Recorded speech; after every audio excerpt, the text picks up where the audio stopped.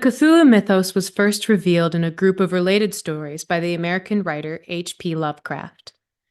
Beginning with the Call of Cthulhu in Weird Tales, Lovecraft began referring in his horror series to a pantheon of beings known as the Old Ones, who had descended to Earth from the stars in pre-human times. First worshipped by the non-human races of the planet, the Old Ones were later banished or locked away by the Elder Gods.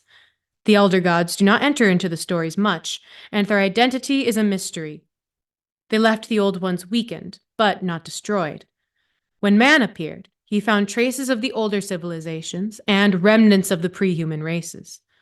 Religions grew up around the Old Ones and legends of their imminent return to power, especially around Cthulhu.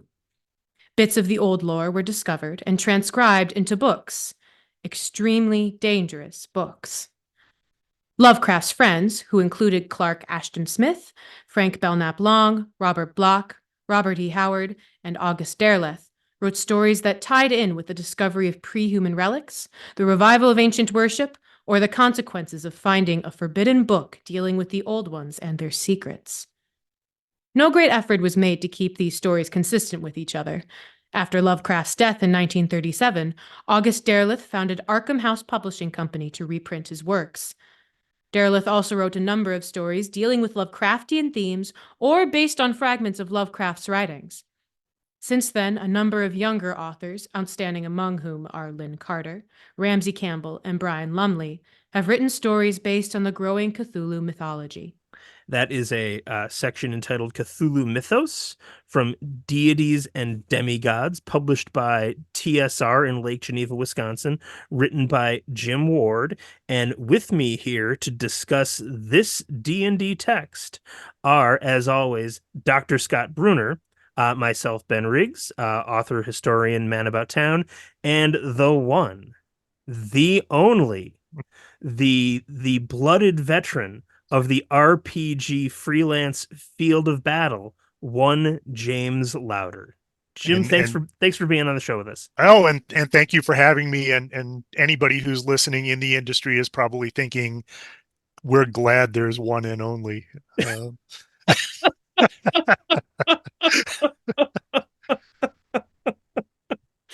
What would two Jim Louders do to this? Oh, see that, immediately start arguing with each other, probably. So your CV is longer than the Great Wall of China. So what would you highlight in your CV if there's someone listening who has no idea of your background? Oh, well, I've been working in tabletop my entire career. I started in 1988 at TSR in the book department. And since that time, I've jumped back and forth between role-playing game material and fiction. I was the line editor for the Forgotten Realms and Ravenloft and Dark Sun. I also wrote novels in the Realms and Ravenloft. Since that time, I've also worked on comics and for a lot of other companies. I've been a full-time freelancer since 1992 and have edited 25 anthologies, written comics and short stories and games, and all kinds of cool stuff. That is a lot. Let me start with this before I go back to any reading. So you chose this text. You chose the Cthulhu mythos from Deities and Demigods. Why? Well, for me, Deities and Demigods was the book from the first wave of D&D material that I bought, in part because and it actually speaks to what I was just saying about my career, is that standing between games and fiction, especially, and that was when I was hired at TSR. I was the person who had the skill set to be able to handle the things that were going to jump back and forth between departments, like Ravenloft. The novels were being released at the same time as the original box set. I was the person going between departments, and I did freelance for the game department as well. And that goes back all the way to my first real interaction with D&D as a game, was looking at it and how it was interacting with these texts, and foremost among those would be the Cthulhu mythos and the Elric material, the Moorcock Elric material, and the Liber Lankmar material. All right, Scott, anything you want to say before I start reading? No, except for, of course I do, Ben. Have I ever been able to be silent? I wanted to say two things about, first of all, of course, we're reading the section of the Cthulhu mythos from Deities and Demigods. When was this, Benty? Which of us knows when this book was originally published? 80, 1980. 1980, perfect. So earlier today, so Ben was good enough to send a PDF copy, and I made a joke earlier today, Ben, where I said I was insulted that you sent me a PDF of this because, of course, I own a hardback version of this. But that's not true because, as you can see, I actually own the Legends and Lore reprint. You own the legend. I've got the real one, and this is a much battle scarred copy of this from 1980. Well, what's funny is I realized as I was like, okay, let's get to the right page, that this section of the Cthulhu mythos was excised from this reprint. And I do want to get into it, but I'm curious if I mean, I hate to give us a starting position. I'm curious, why was it excised? My guessing it has to be an intellectual property question. Let's get into that now since you brought it up. Let's do it. Sorry. So the story behind that is kind of complicated, but boils down to what you said is intellectual property and permissions. Jim Ward had actually gotten permission to use the Cthulhu Mythos material from Arkham House. He had also gotten permission from Mike Moorcock to do the Elric material, which was actually included in the 1976 Gods, Demigods, and Heroes. It was that had been used in that book, which preceded Deities and Demigods. Mm-hmm. Unfortunately, Chaosium had also formally licensed exclusive use for both the Moorcock and the Cthulhu Mythos material from Arkham House and Michael Moorcock and his agent. And the first edition of Deities and Demigods comes out. Chaosium sends them a cease and desist letter. They didn't sue. The stories online automatically escalate this to legal action. That never happened. Chaosium sent a C&D and said, hey, we have these contracts. You shouldn't be using that. But I'll tell you what, and you'll see this in the second printing of Deities and Demigods. There's a line in there that says Cthulhu and Elric appear by permission of Chaosium, and they were in there. And then, as Jim Ward tells it in his versions of the story, some chucklehead at TSR in upper management decided they didn't want to promote Chaosium. So they pulled the material rather than run it with that one permission line on the copyright page. So it vanishes after the second printing, and then didn't get reused again in the reprint in the mid 80s. Right. There was also conflicting rights stuff with Leiber's Lankmar material, and Chaosium had an agreement with that, as did TSR. And what ended up happening was basically TSR decided to let Chaosium go ahead with their planned major games for Call of Cthulhu and for Stormbringer for the Elric stuff. And Chaosium ceded the Liber material to TSR, and they went on to publish City of Adventure in the mid 80s and do a lot of stuff for Lankmar that netted Liber a lot of money that he needed. And so it was this big fight. It was this big clash of rights. There was never a giant fight. That never happened. Everybody likes to escalate it to this war. Totally not what happened. And you see that in 1981, because 1981, you see with Chaosium, they published three things that apply to this. One is Call of Cthulhu First Edition. The second is Stormbringer First Edition.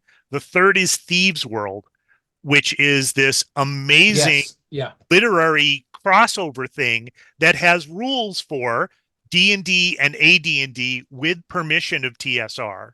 And it's Chivalry actually, and Sorcery and Traveler and all of this other stuff.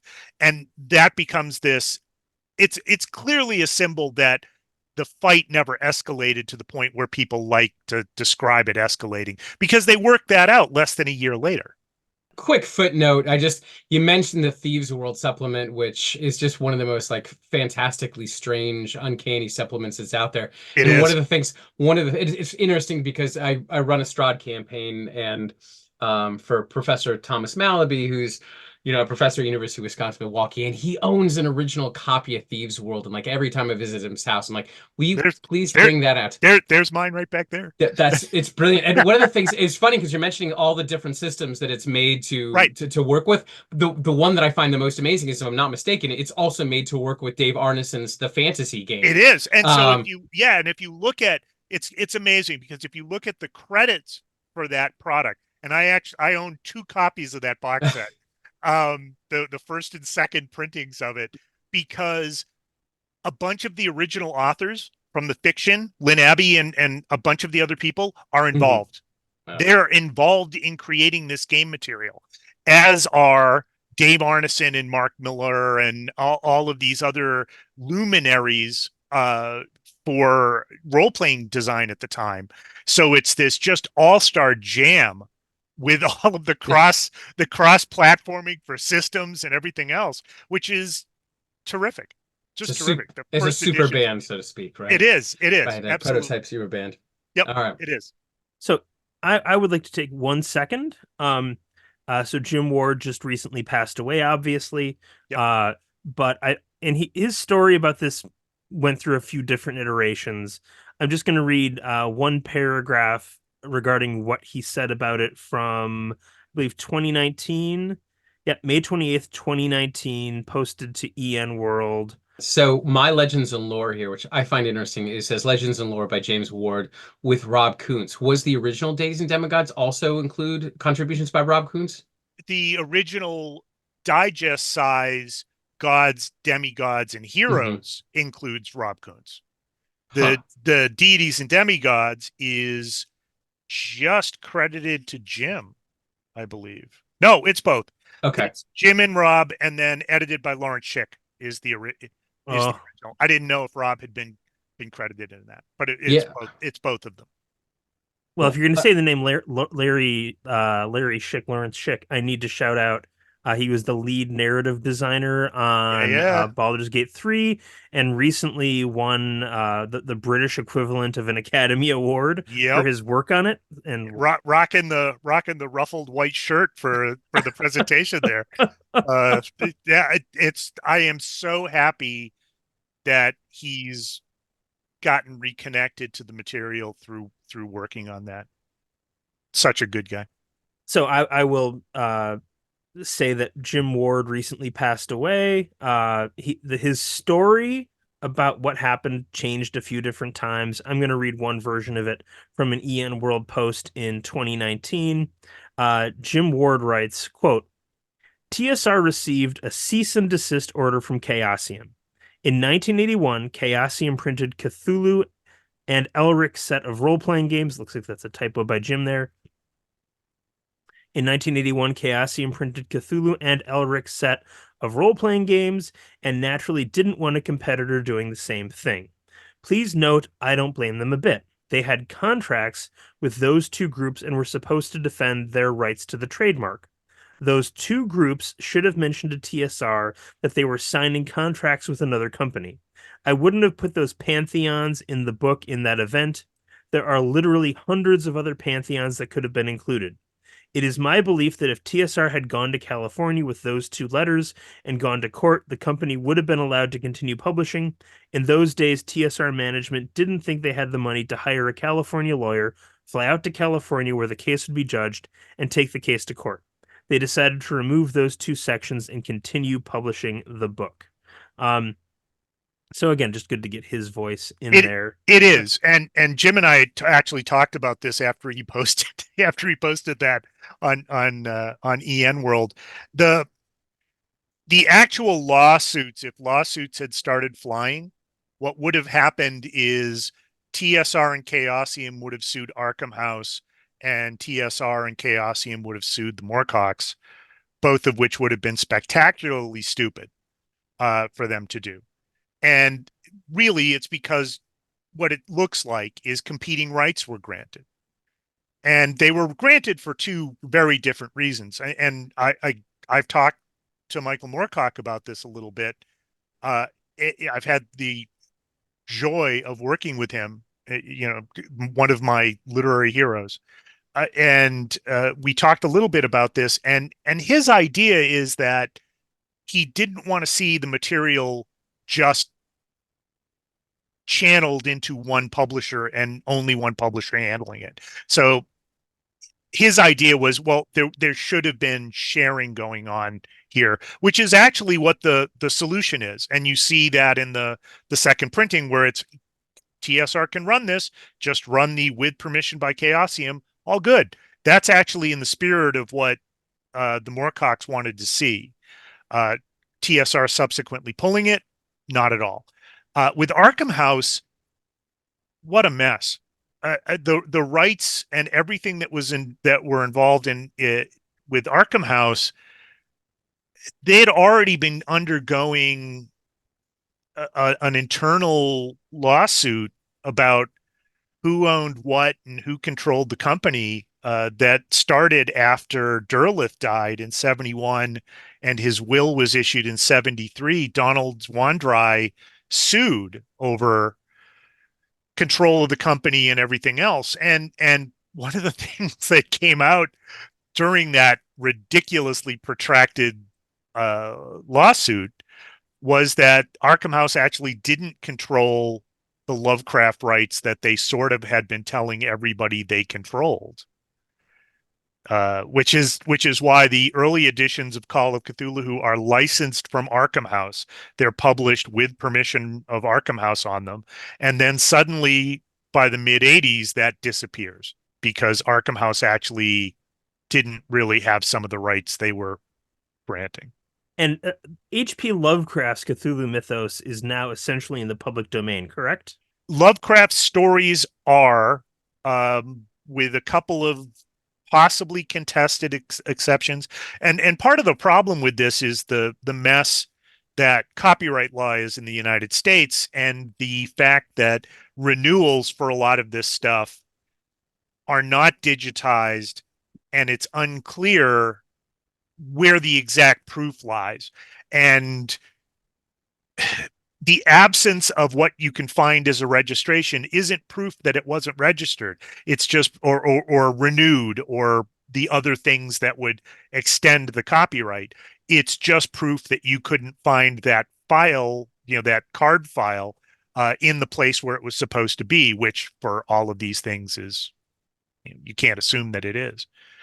So that was part of the problem, even with Arkham House internally.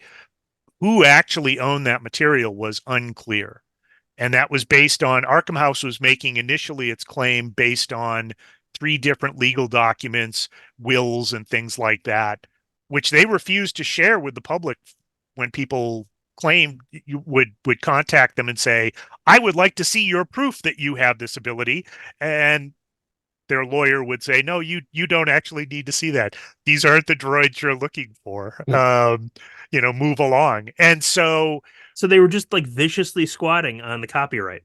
Like there are some correspondence from the Arkham House lawyer after Derleth dies that some of that correspondence that I've seen reproduced is pretty aggressive and unpleasant. That's legal action, right? That's the sort of threatening, we're going to sue you for libel if you publish this one thing, or slander, or if you circulate this one thing about Derleth, hyper aggressive kind of stuff. And so that's all just a giant mess, which goes back to even the section that you read in Deities and Demigods about the nature of what the Cthulhu mythos is. It was a jam among friends with no actual legal paperwork on who owns what and who controls what. and I'm going to do this version of Cthulhu, and your version could be a little different. We don't care because, Robert E. Howard, you can do what you want, and you can tie it in with this, and we're going to have characters that reference you as a person, and all of that stuff. It was just jamming between friends. I want to ask you, but it's interesting. I mean, we could talk about the intellectual property rights or who owns this thing, but obviously it has a lot of value. These different publishing departments, whether it's game companies or its publishing departments, are all trying to lay claim to the Cthulhu mythos. Going away from the business side, if I had to ask, and I this may be a bit of a loaded or a difficult question to answer.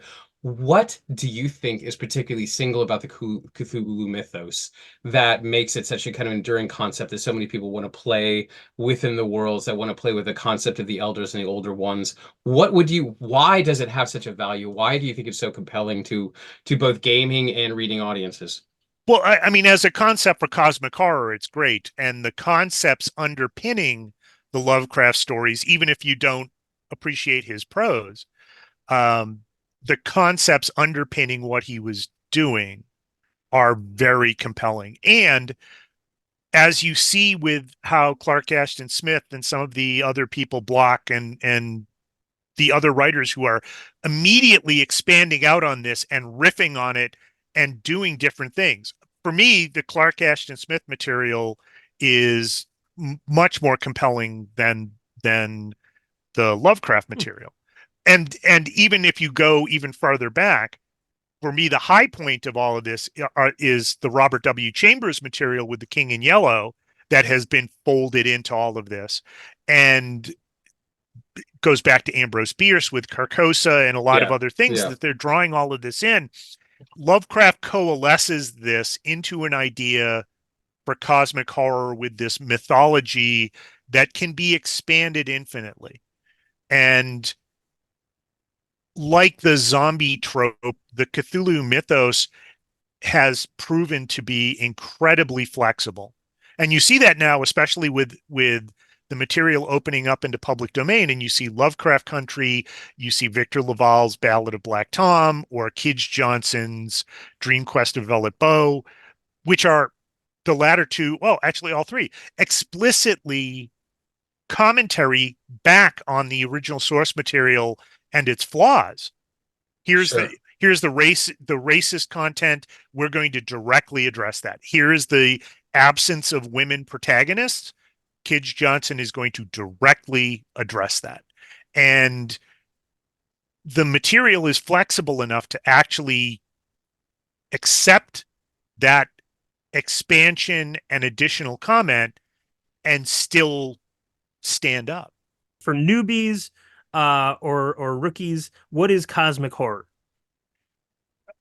Cosmic horror is the concept that there are things in the universe that are antithetical to the existence of humans, but actually don't care that humans exist. It's a horror that by its existence negates, nullifies, runs contrary to human existence, but it is, for the most part, uncaring. We're beneath its notice. Yeah, I don't. Yeah, I don't want to bring my work too much into this, but it's interesting to me because a lot of the basis of the work that I do is very much around kind of human subjectivity, biocentric viewpoint of the universe, which is the concept that we all, through our biological mechanisms, are creating the universe. Right. Through quantum observations of what's going on, we really are the authors, whether it's a tabletop role-playing game or it's really the reality that we're sitting in, that we're actually the authors of the universe, and we should start to recognize those things. That is absolutely, and this I'm going to tie it into that. That's so unbelievably antithetical to the way that H.P. Lovecraft looks at the world, which is that, Ben, you asked the question, what is cosmic horror? And the way, exactly, just kind of tying to what Jim had just said, it's literally the concept that humanity is less than a trifle, is so insignificant to the universe that it's the, what is, it's the unbearable lightness of insignificant being, I suppose. Right. Like nothing that we do matters at all. Not only that we are such specks on, the back of like this enormously gruesome, tick or something just absolutely horrific. And there were constantly the whims of what are those things to do. That the best thing that we should do is obviously hide from those things. The last thing you want to do is ever get a glimpse into actually what is controlling the universe and what is trying to, try to exert its power on the influences of any of the universes that we live in. It's a fascinating conversation. This concept of our complete and utter cosmic insignificance Right. that people find, that Lovecraft. I've often said that one of the reasons why I think his literature is so compelling is because his xenophobia is so completely ubiquitous through his entire subjectivity. He seems to be a human that was scared of everything. Right. And he was so able to like imbue his literature with that's what makes it interesting to read, because it's a subjectivity, it's a perspective that I don't necessarily share, but it's fun to play with for a little bit. Right? Well, and it's interesting to see that as a horror trope, and then especially now with additional perspective for other authors, especially the ones who are coming from the things that Lovecraft was horrified by, right, to be able to then comment back on that and expand it. But it's that tension, right? So I got to do, and I've written material for Call of Cthulhu, and I've written a number of mythos stories. And the mythos stories I do tend to focus around the King in Yellow, or this conflict between characters that are reason bound, trying to get some frame of reference for how do I continue existing, knowing that this thing may exist, and that is so anti-reason. And the first one I did of those was a story called The Weeping Masks for Shadows Over Baker Street, which was Sherlock Holmes stories involving the Cthulhu mythos. So you cannot jam two concepts that are on the surface. And the only way that I could do that when I sat down to pitch the story was to do a story about Watson in Afghanistan, and he's telling this from the perspective after Holmes has gone over the Rickenbach Falls. So reason is dead, right?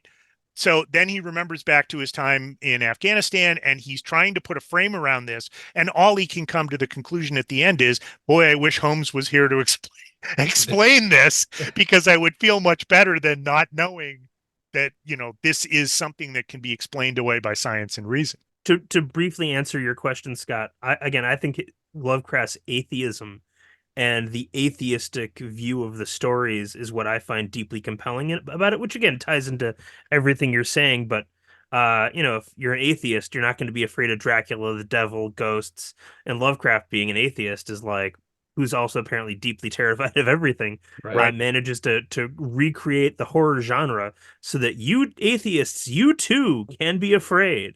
Yeah, science is not necessarily going to get you answers you want. Yeah.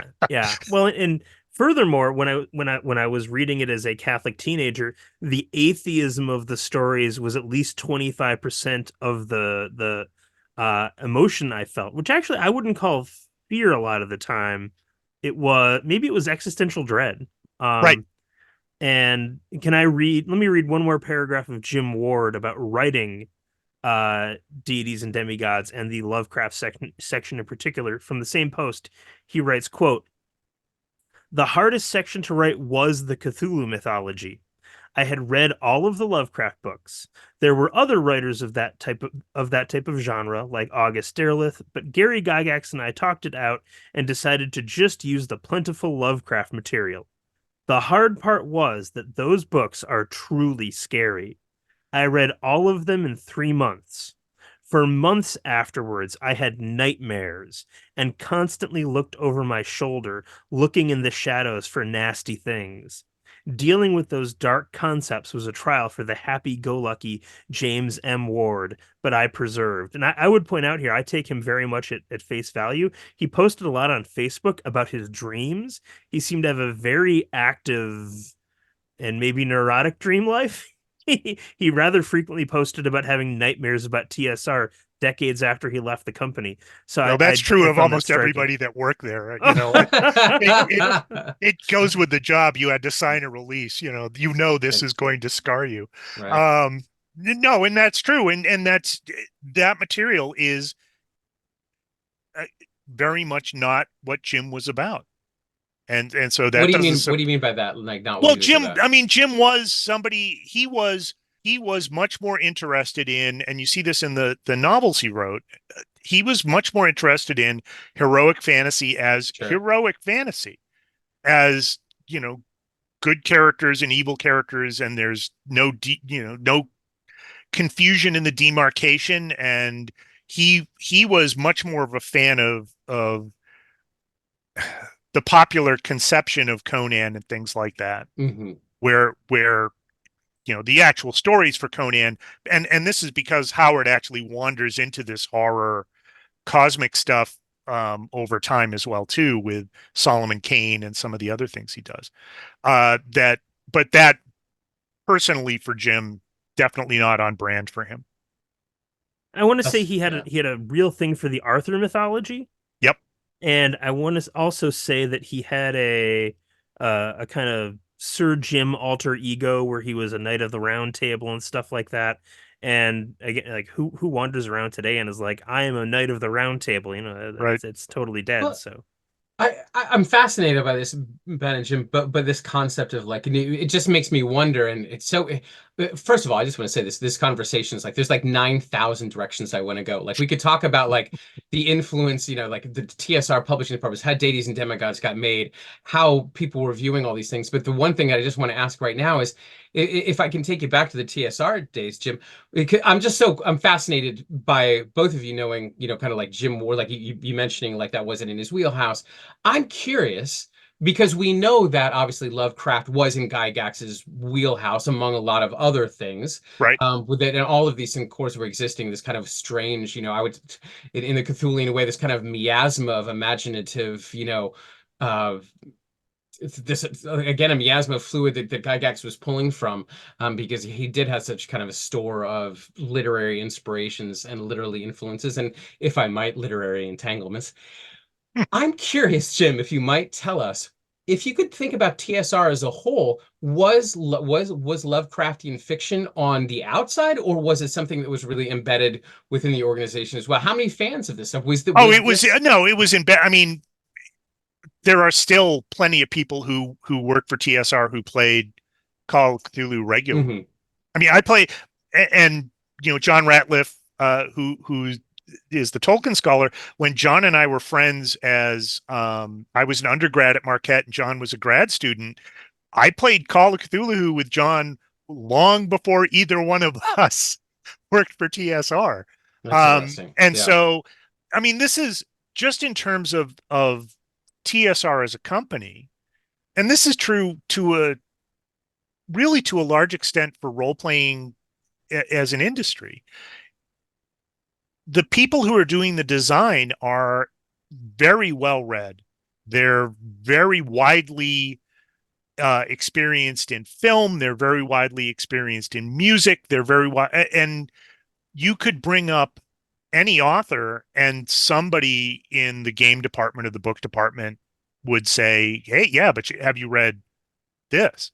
And so we were trading books around, and films and music. We had movie nights at Zeb Cook's house to watch Hong Kong films. And this is, you know, late 80s, early 90s when they were first coming into the US. Because everybody was very interested in that stuff, and history and philosophy and all of it. It was a exceedingly well educated, diverse, lively sort of environment for that sort of intellectual pursuit. And you see this in a lot of the products that things go off in. You know, Jeff Grubb and Kate Novak have P.G. Wodehouse riffs in Azure Bonds. Right? Yeah. But getting along isn't that interesting? Were there any conflicts? Were there any like Tolkien versus, you know, Fritz Leiber fights at all at TSR? No, you know, I was kind of hoping for like you might get people scoffing at, well, but that's not as good as this. But it was in my time there, you know, from 88 to 92, it was much more supportive than that, and actually people looking to share their enthusiasm. You know, I was handing around Jonathan Carroll books and, you know, things like that, and other people would come in with other stuff. And that's where the Hobby Games 100 Best book that I edited, which was, game designers talking about games they loved, was actually inspired by my experience in the games library, which was up in the games department. You'd go up there and everybody would play games at lunch, and it was never playtesting was a separate track. That was at lunch. You went up to play games that you either loved or somebody had said, I've never played Empires of the Middle Ages before. And Steve Winter would say, okay, I'll bring it in Thursday and we'll start. And it was that sort of enthusiasm for it. Comics and all the rest of it. That's fantastic. Yeah, it was terrific. And you could, if you were curious about something that you hadn't read, people were really encouraging, well, if you haven't read this, here's the thing to start. Well, on that note, should I return to the text for a while? Yes. And again, feel free to, if you really have something to say, interrupt me. I have faith that we're actually going to get through this in this episode. So, continuing with the Cthulhu Mythos section from Deities and Demigods. Most of the creatures presented here were introduced by the earlier authors, Lovecraft, Derleth, and Smith. Derleth introduced the concept of a struggle between the old ones and the forces of good. Lovecraft's original concept was far less sanguine. All of his gods were evil and chaotic, and the best mankind could expect from them was indifference. If you have not read any stories in the Cthulhu tradition, start with Lovecraft himself. Many of his stories are straight supernatural tales and do not deal with the old ones, but the Call of Cthulhu, the Whisperer in Darkness, At the Mountains of Madness, the Dunwich Horror, and the Shadow Out of Time give the flavor of his work. Then, read the imitative works of Derleth and the modern writers. Fortunately, most of these stories are gathered into collections of Lovecraft's work and published in paperback. Cults of men, and particularly of non-human creatures, keep alive the worship of the great old ones and anxiously await their return to power. Various evil magic users and priests, desirous of superhuman powers, experiment with some of the forbidden books, such as the Necronomicon, and occasionally unleash some horror on themselves or their surroundings. Merely speaking the name of one of the old ones results in a 5% chance that the god named will hear, for these deities are quite attuned to the prime material plane. If the god does hear its name spoken, it will appear and attempt to kill the being so rash as to speak its name. Some of the greater gods will send minions to accomplish this. Special note: all creatures of nature are very sensitive to the presence of all creatures of the Cthulhu mythos. They instinctively call out their warning sounds and flee if any of the old ones or their minions come within range of their senses. I got 2 sentences in and I need to stop.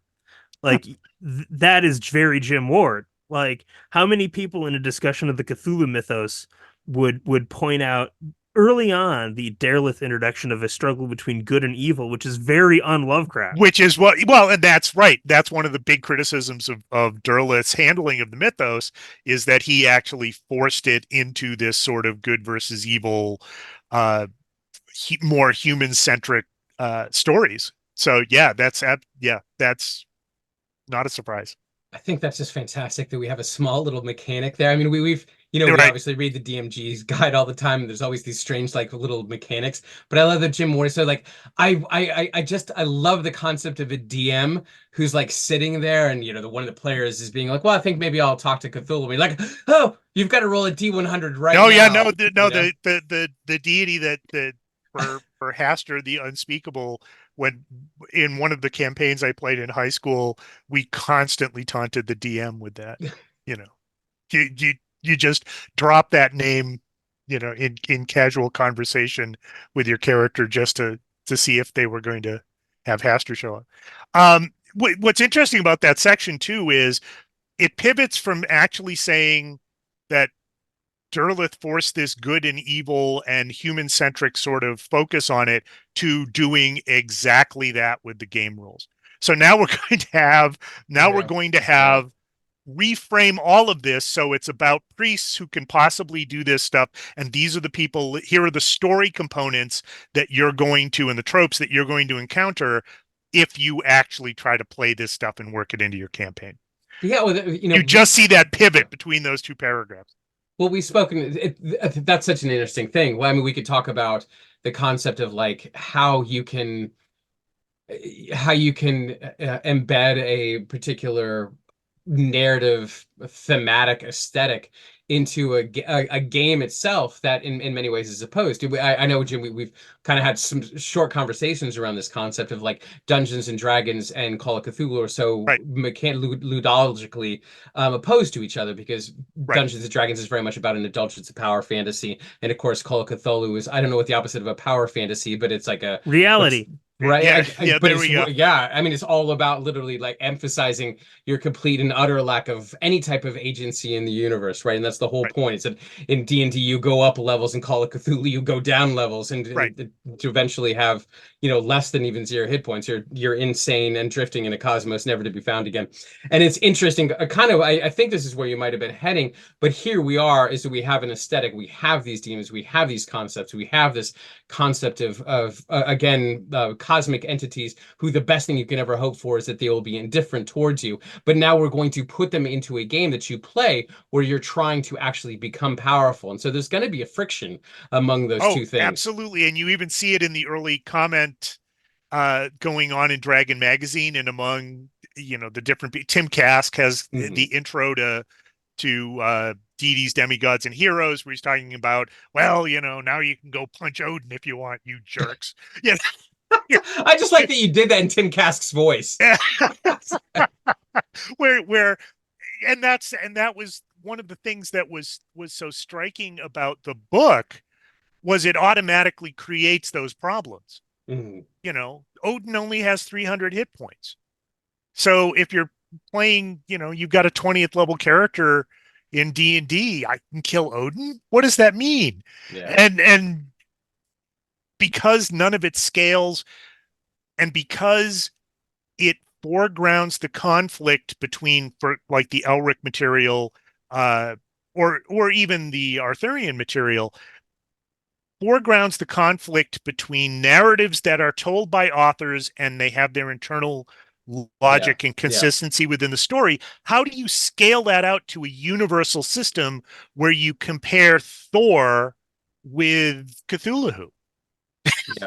What the number system immediately then breaks down, which actually points to a conflict that would come up with Dungeons and Dragons as Dragonlance and the Forgotten Realms and Ravenloft and those fictional manifestations of the IP and the brand take off. How do you then interact those things with the game, where the novels are the things that are determining the plot line? And so, characters that I created, good luck trying to find their class or alignment. Artis Simbear is a ranger, bard, whatever the story needed him to be as I was writing that novel. You can't easily quantify that. And so that's a tension that exists between fictional and mythological stories and just the hard mechanical truths of running this as a role-playing game, especially with the D&D system, because it, at the time, especially with first edition, second edition, very numbers based. A weird question, and did any other edition of Dungeons and Dragons attempt a version of Deities and Demigods, or they ran into these types of problems, being like, we don't want to come up with what Thor's Thaco is, and we're not even gonna deal with it? Which is interesting. I'm thinking now out loud, but like second edition was so interested in making it a very like kind of modular system where you could put anything in this. But am I mistaken in saying this is the only edition of Dungeons and Dragons where they try to quantify all of these characters from both fiction and ancient mythologies? That's always been that early on they had the Giants in the Earth column in Dragon, which was constantly doing those sort of adaptations of people from different things. I mean, in that they did one with Pikmin from Pikmin's model, that in one of the Giants of the Earth columns was a write-up of Pikmin. That's followed in later editions, but it's been putting stats to characters from the in-world story. So Right. how do you stat out Elminster and Right, Drizzt and things like that? But that actually creates the exact same problem. It's the same problem where once you stat out Drizzt, once you stat out a Sinbear, somebody's going to come and try and kill him and take the Ring of Winter. Right. Because that's the way these games work. And so I want to shout out really quick that I want to shout out really quick. There is a 3rd edition Deities and Demigods, and it claims to have Loki and Athena and Osiris in it. But Wouldn't please that continue. be that's so interesting. That would be this, and I don't mean to digress, but that to me would be almost the least edition that makes sense to have done that, because I always thought that edition was so affiliated in some ways with the Forgotten Realms, that it was moving so much away from larger kind of fictions into one that would be a little bit more bounded and bordered. But I suppose it makes sense. And we then get actual statistics for Cthulhu with a kind of cool illustration. We have to see. Yeah, I'm sorry. Errol Otis did the illos for the Cthulhu stuff, for the original anyway, the Deities, Demigods. It's great. It's more than great. It's absolutely transcended. There's not a single illustration in this. And by the way, I had never seen this section before, except for obviously the illustration on page. And I hope folks at home know. So I'm looking at a PDF from Internet Archive. I can't recommend enough going to, and it's page 43. Thank you, Ben, for finding this. The illustration on page 47 is one that I had seen before. And this strange like pool with a bunch of mouths and eyeballs and tentacles reaching out from this underground cavern. Errol Otis has a bunch of this stuff on his website too, so go look that up, and go look up any of Errol's art. Amazing, and his cover for this, for the original edition of Deities and Demigods, is amazing as well. Yeah, he's always been my favorite Dungeons and Dragons designer. There's not a illustration in this section that I wouldn't want to have tattooed on my body at some point. They're just so unbelievable. Oh, and that's actually true of a lot of the.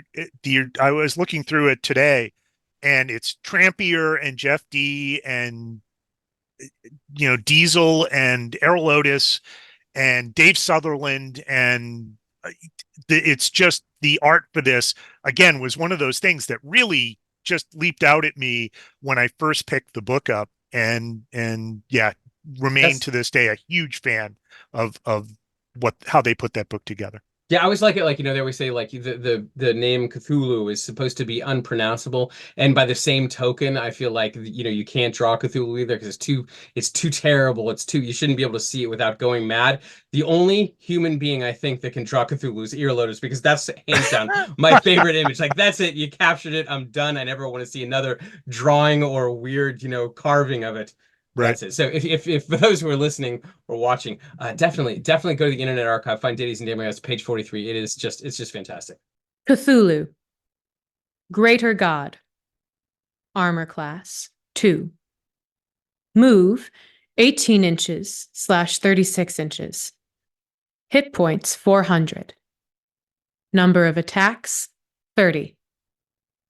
Damage / attack 1d10 times 30. Special attacks, see below. Special defenses, immune to magical control, +2 or better weapon to hit, regeneration.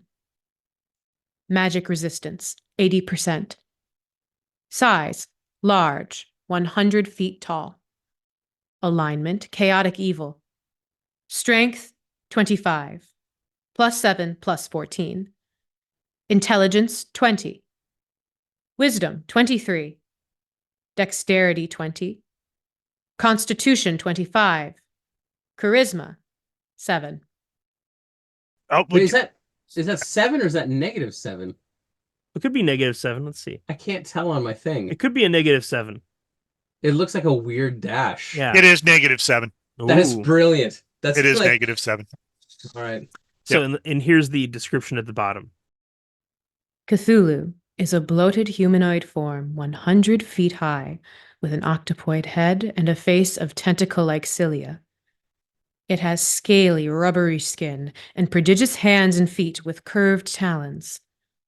A pair of folded bat-like wings protrude from between its shoulders.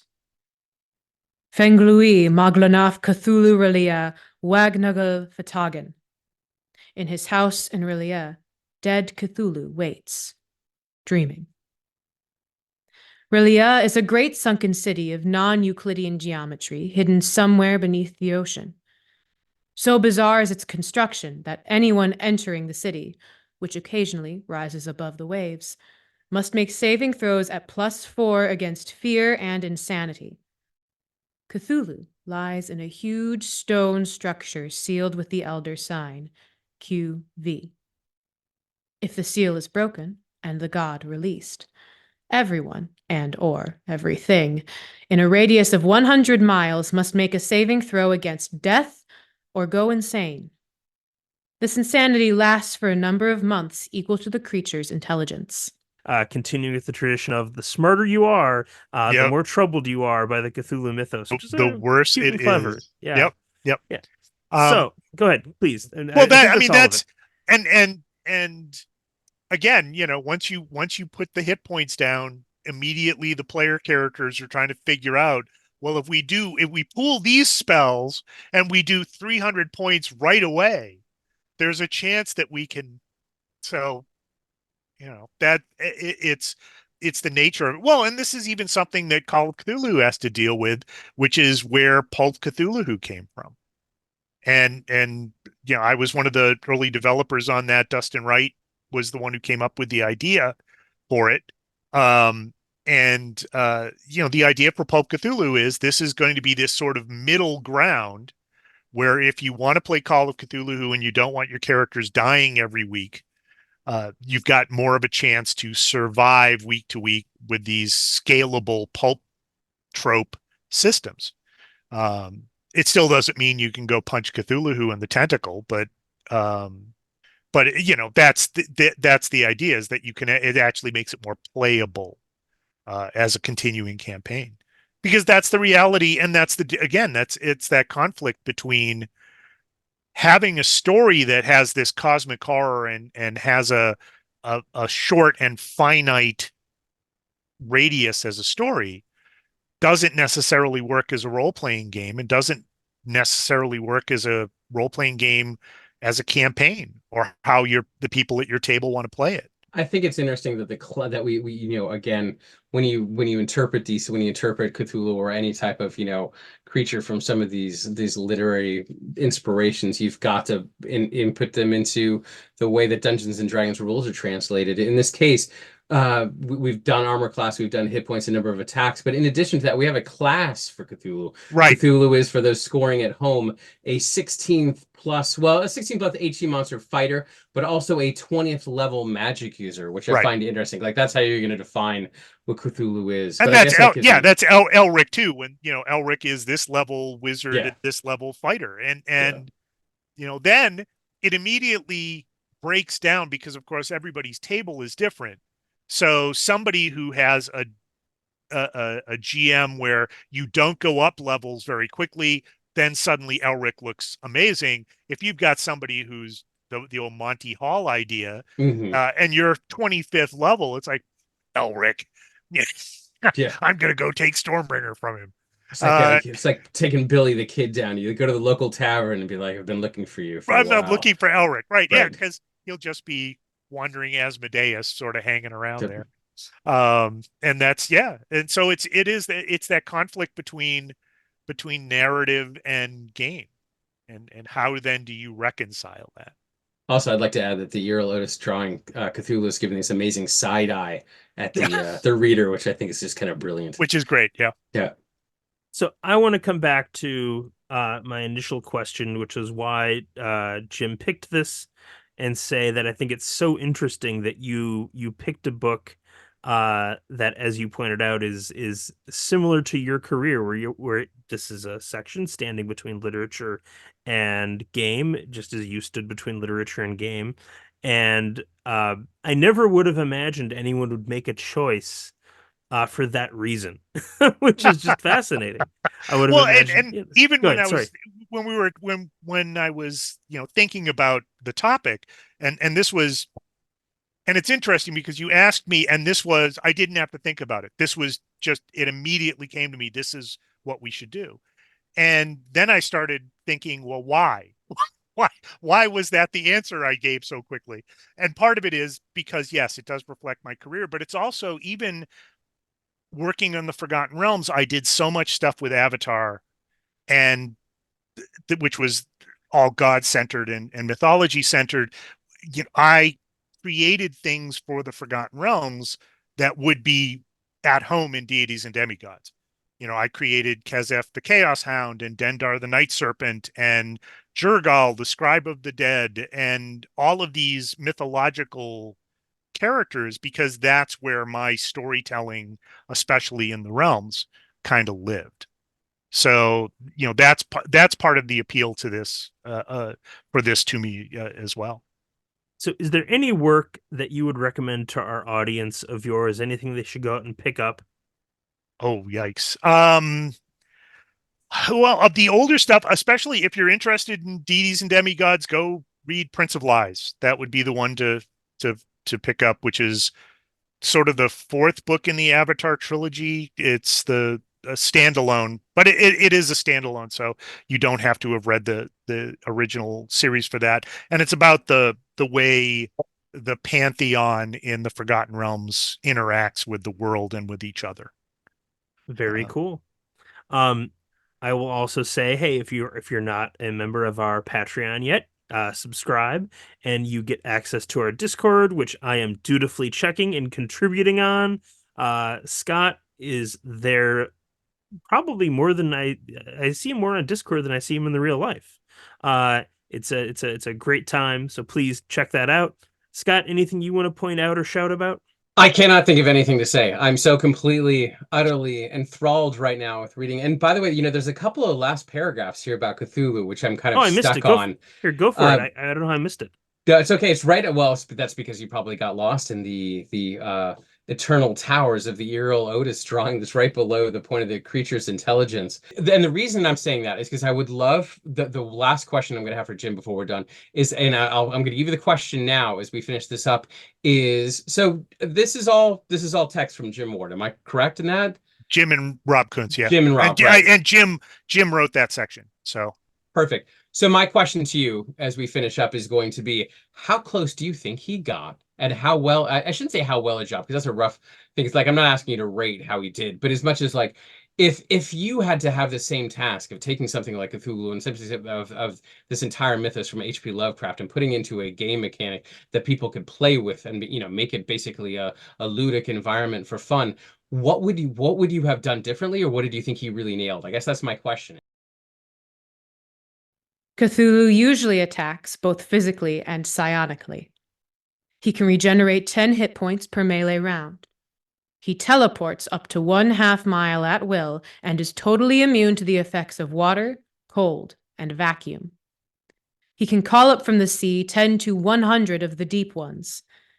He will retreat into his lair if confronted with an intact elder sign, another of the old ones such as Hastur, or some natural catastrophe, such as the resinking of the city of Relia into the sea. Cthulhu is served by the Deep Ones as well as his human worshippers, who often interbreed with the Fishmen. Cthulhu's cult is usually hidden and secret, and is dedicated to bringing about Cthulhu's return and conquest of the world. That was James M. Ward's Cthulhu Mythos from Deities and Demigods, and I am your narrator, Madeline Craig. So again, what do we think about the way that Jim Ward has interpreted this mythos? So, I mean, as a game supplement, it's very successful. Mm-hmm. And the strength of Deities and Demigods as a book, as a game book, is they condense a lot of this stuff down and clearly had an idea that people were going to try and wedge this material or integrate this material, depending on who was running it, with the things going on at their table.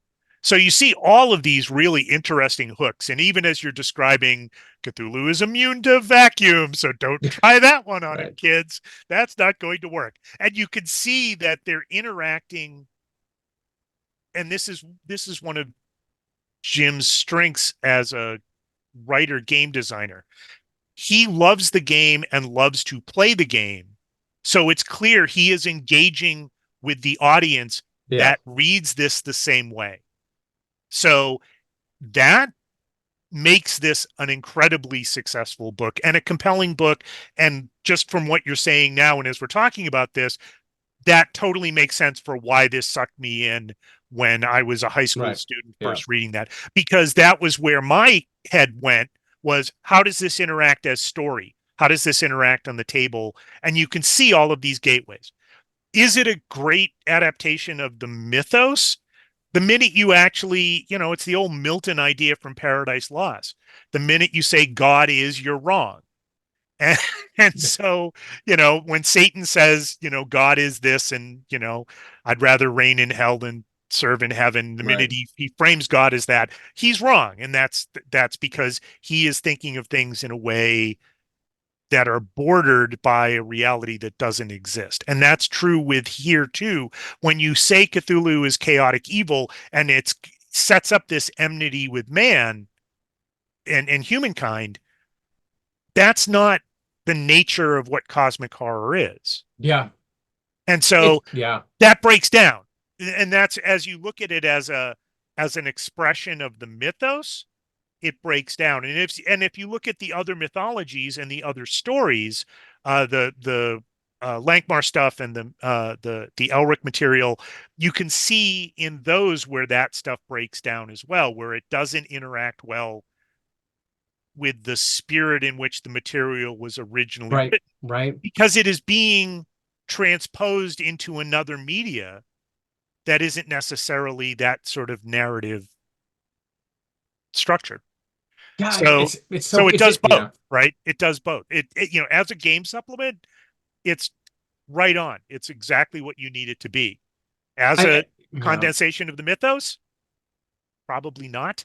I'm just thinking, I'm thinking out loud now, and I know we're getting deep into it. It's interesting because for game mechanics, you need some kind of static observation, but literature itself is such a dynamic thing. It's going to be whatever is needed at the moments, right? But if you've got people at a table, you've got to say, well, you've got to have hit points for Cthulhu right now. Exactly. Even though when it comes to Lovecraft, he's like, it doesn't have hit points. I don't know what you're talking about. And it doesn't have an alignment because you can't understand what the alignment is. It wouldn't fit into wouldn't fit into that box. So, I mean, and that's the compelling part of that, what Ben's question earlier about cosmic horror, that's that compelling part about cosmic horror is you actually can't quantify any of this. And the minute you do, you're wrong.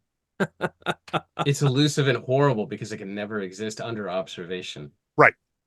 See, it's trying to foil your dissertation. That's exactly. That's darn cosmic horrors. I'm going to read your dissertation. We're going to do a couple episodes on it. I promise. No. It's going to be great. Well, Jim, I can't thank you enough for your time. We really appreciate it.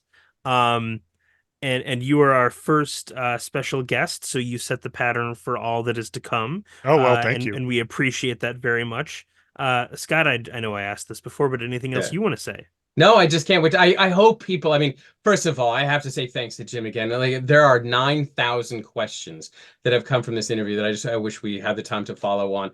But I do hope that all the folks that are out there, once they have, of course, signed up for Patreon, after they've done that, we'll jump into the Discord and follow up with some of the questions and continue this conversation, because this is just such a fantastic, it's just one that I'm so completely compelled by.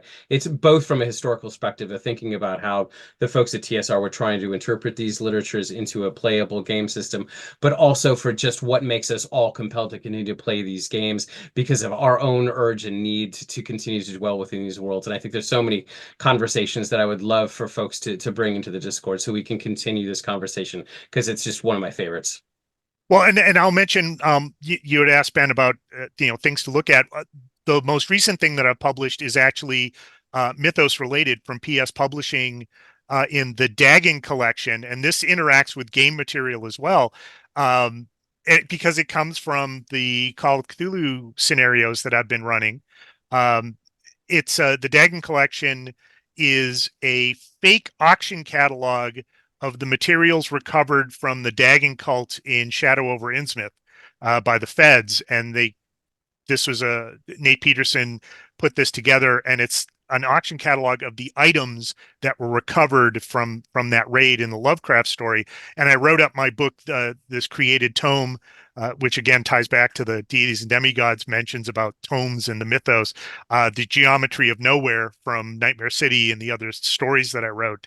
And that's pulling my fiction into the mythos and creating this in ways that it can be gameable, because this book actually does interact. Geometry of nowhere is part of these game scenarios that I've been running. But it's also written up as in the auction catalog for the Dagon collection. And it's just a really fun metatextual fake history read. Well, I'm fascinated by that now. I can tell you, I just pulled it up on Amazon, and if you would let me read the description very briefly, since we were talking about things of yours that people can purchase. The strange and incredible collection of objects. In 1928, federal agents raided the lodge of the Esoteric Order of Dagon, a notorious cult that had taken over the town of Innsmouth, Massachusetts. What they discovered there shocked and dismayed them in equal measure. Strange, curious, and devilish items from all over the world had been gathered by cult members on voyages across all the known and unknown seas. Priceless art, books, weaponry, jewelry, nautical instruments, and coins were all found, along with objects both prosaic and uncanny, with uses that could only be guessed at. In an effort to recoup the cost to taxpayers of the investigation into the Dagon activities, the federal government engaged the services of specialty auctioneers Penton Serenade to sell the bizarre collection at auction. Penton Serenade, world famous in some circles for their 1877 landmark sale of the Starry Wisdom Library, proudly took the commission and offered at auction in 1929 an entirely unique collection of items, the likes of which were never to be seen assembled again. In recognition of the landmark sale, Penton Serenade commissioned Miskatonic University professors and those within their scholarly circles to write detailed and engaging histories of the strange items featured in the collection. This companion book to the Starry Wisdom Library, which has been in the works for 7 years, the anthology is once again presented as a fake auction catalog. However, this time it is 1929, shortly after the events in Shadow over Innsmouth. And I want to point out really quickly that the book itself looks absolutely gorgeous. Oh, it is. It's gorgeous. Yeah, the H.P. Lovecraft Historical Society folks actually did the design for the physical book, and it looks like an auction catalog, from the 20s, and it's just terrific. Gorgeous art. It's one of the, Borges-esque write-ups for these works that don't exist, but here is the history of all of them.